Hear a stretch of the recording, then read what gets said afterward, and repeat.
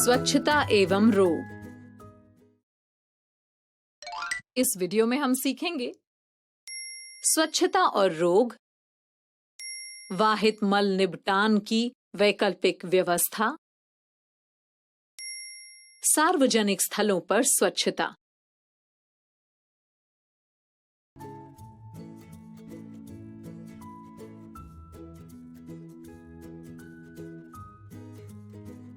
नमस्ते संपर्क दीदी। नमस्ते खोजी, तुम कहाँ रह गए थे? पिछले 2 दिन से तुम स्कूल भी नहीं आ रहे थे। सवाली ने बताया कि तुम बीमार थे। क्या हुआ था तुम्हें? दीदी, मेरे पेट में अचानक तेज दर्द होने लगा था और उल्टी भी आई थी। डॉक्टर ने कहा था कि दूषित पानी पीने की वजह से ऐसा हुआ है। उन्होंने साफ पानी पीने और आसपास सफाई रखने के लिए कहा है। अच्छा, तो ये बात है। मैंने तुम सबसे कहा था ना कि दूषित पानी कई बीमारियों का कारण बन सकता है। देखो, हो गया ना उसकी वजह से खोजी बीमार। यदि आसपास स्वच्छता नहीं होगी तो शरीर बीमारियों का घर बन जाएगा। दीदी, हम दूषित जल से संबंधित रोगों से कैसे बच सकते हैं और किन बातों का ध्यान रखकर जल को दूषित होने से बचा सकते हैं? बच्चों, पहले जल्दी से स्कूल पहुंचते हैं, फिर सारी बातें वहीं पर करेंगे, ठीक है? जी दीदी।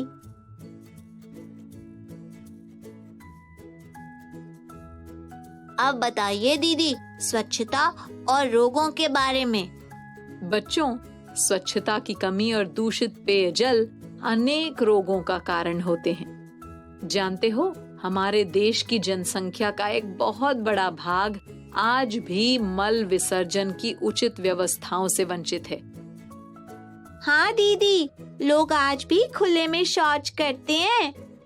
हाँ सवाली, इसके साथ ही लोग रेल की पटरियों पर, खेतों में, नदी के किनारे और कभी-कभी तो सीधे पानी के स्रोतों में ही शौच कर देते हैं।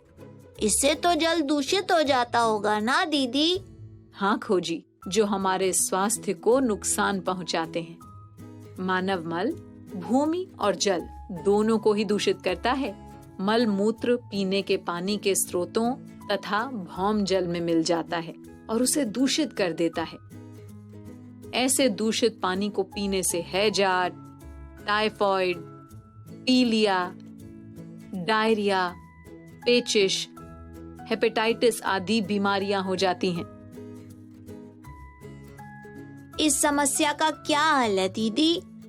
बच्चों, इस स्थिति से निपटने के लिए कम लागत के यथास्थान वाहित मल निपटान तंत्रों को बढ़ावा दिया जा रहा है। इसका क्या मतलब है दीदी? मतलब कि ऐसे शौचालयों का निर्माण किया जा रहा है जो वाहित मल का तुरंत ही निपटान कर देते हैं। सेप्टिक टैंक, रासायनिक शौचालय, कंपोस्ट पिट आदि इनके कुछ उदाहरण हैं।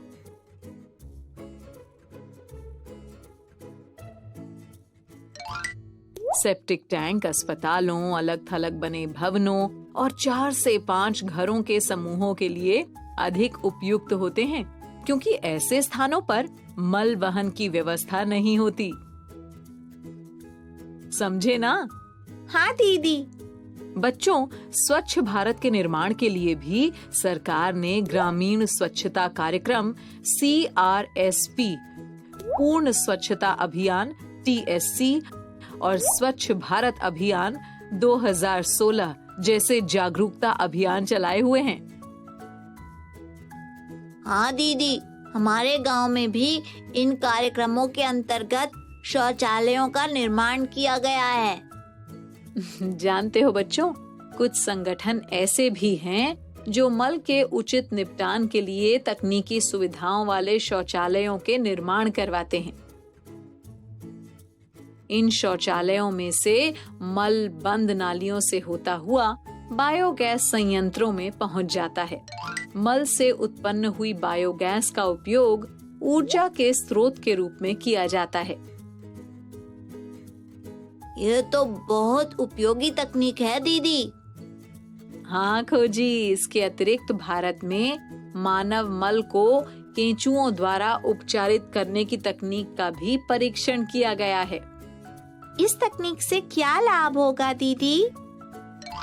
ये तकनीक भी बहुत उपयोगी सिद्ध हो सकती है, क्योंकि इसमें जल की बहुत कम मात्रा का उपयोग होता है और साथ ही केंचुए मल को क्रीमी केक के रूप में परिवर्तित कर देते हैं, जो कि मिट्टी को पोषण देता है और उसे उपजाऊ बनाता है। इस तकनीक द्वारा हमारे आसपास से बहुत सारी गंदगी दूर हो जाएगी दीदी, है ना? हाँ बच्चों, हमेशा इस बात को याद रखना कि बीमारी और महामारियां वहीं पर पनपती हैं जहां पर स्वच्छता नहीं होती। इसलिए न केवल अपनी बल्कि सार्वजनिक स्थलों यानी अपने आसपास के स्थानों की स्वच्छता का भी ध्यान रखो। वो कैसे दीदी? बच्चों, हमारे आसपास ऐसे बहुत से स्थान हैं जहां पर रोज लोगों की भीड़ इकट्ठी होती है, जैसे बस स्टैंड, अस्पताल, रेलवे स्टेशन, बाजार आदि। लोग वहां पर लापरवाही से कूड़ा कचरा फैलाते हैं। इस कूड़े का उचित निपटान न होने से वो रोगों और महामारियों का कारण बनता है। ये तो सच्ची में एक बड़ी समस्या है दीदी। हाँ खोजी, इसलिए स्वयं की स्वच्छता के साथ साथ हमें अपने आसपास के स्थानों की स्वच्छता का भी ध्यान रखना चाहिए। कूड़ा कचरा यहाँ वहाँ नहीं फेंकना चाहिए और दूसरों को भी फेंकने से रोकना चाहिए। यदि कहीं पर कूड़ेदान न हो तो कचरा घर ले आना चाहिए और घर के कूड़ेदान में फेंकना चाहिए, ताकि हम और हमारे आसपास रहने वाले सब लोग स्वस्थ रहें। हाँ दीदी। बच्चों, सरकार ने स्वच्छता के लिए बहुत सारे मानक निर्धारित किए हैं, लेकिन कहीं भी उनका सख्ती से पालन नहीं किया जाता। आप सब हमेशा से ध्यान रखना कि आपकी तरफ से इस बात को लेकर कोई कमी न रहे। अपनी और अपने आसपास की स्वच्छता को बनाए रखना, ताकि सब स्वस्थ और निरोग रहें। ठीक है दीदी। बच्चों, अपने पर्यावरण को बचाने और स्वस्थ रखने के लिए हमारा जागरूक बनना बहुत जरूरी है। यदि हमें दूषित जल संबंधी समस्याओं और रोगों से बचे रहना है, तो ये जरूरी है कि हम जल को स्वच्छ बनाए रखने के लिए सभी उचित कदम उठाएं। हाँ दीदी, हम आपकी बताई सभी बातों को ध्यान में रखेंगे और अच्छी स्वच्छता की आदतों को अपनाएंगे।